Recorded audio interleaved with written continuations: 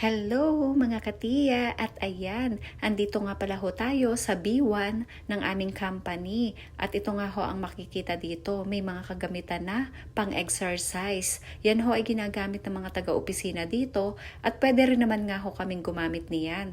At ayan na nga ho, nakita ko din ang ating si Bunso. Abay, nagtitiktok na naman ay talaga namang ay yung isang oras niya na break time ay naisisingit pa nga ang pagtitiktok. Oh, kita nyo naman nakakatuwa Ang galing naman nga nitong ating si Bunso at talagang pampatanggal stress niya nga daw ho yan. Meron nga ho din ng table tennis, ayan, kaya pwede nga ho kayo maglaro diyan para naman ma-relax ng kaunti at saka nga makapag-enjoy naman nga kahit na nga ho, pagod nga dun sa loob. Ay kaya nga ang sabi ko nga dito kay Bunso, ako na may kanyang turuan din sa treadmill dahil gusto ko nga sanang subukan ay gawa nga ho ng hindi ko pa nga natatryan Kaya nga lang ho ito sa Bunso ay papasok na ata. Ay bago nga pumasok aring si Bunso, sabi ko, sige na Bunso, ako na may turuan mo nga din At ayan, tinuruan niya nga ako kung paano ang paggamit dahil siya nga ay nakagamit na niyan. Madali laang pala, yun laang o blue ang start.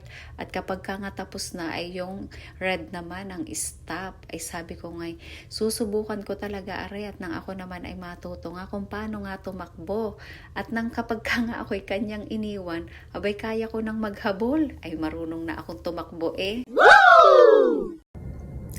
Yan, hindi na nga pala ho ako nagtuloy doon sa exercise sa baba. Gawa nga ho ng pumasok naman na nga ang si Bunso dahil siya ho ay break time 1. Kaya sabi ko sa susunod na lang ho ako gagamit nun dahil hindi nga ho ako marunong kung paano gumamit nun.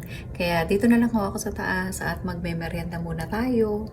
Yan ang aking hong merienda. Ito nga ang hopya na binili ko nga dun sa Pinoy Store kahapon ng umaga. Yan, na-miss ko ang hopya Tapos may milk lang din nga ako din Yan.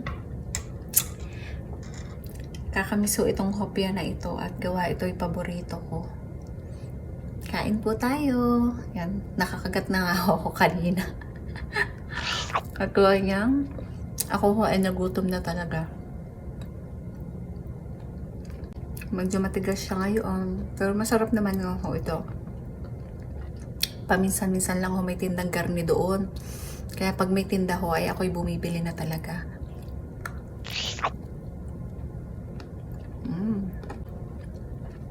Pagkatapos ko magmerenda, ako naman ay iidlip na uli. Gawa ko ng naantok ko talaga ako sa loob.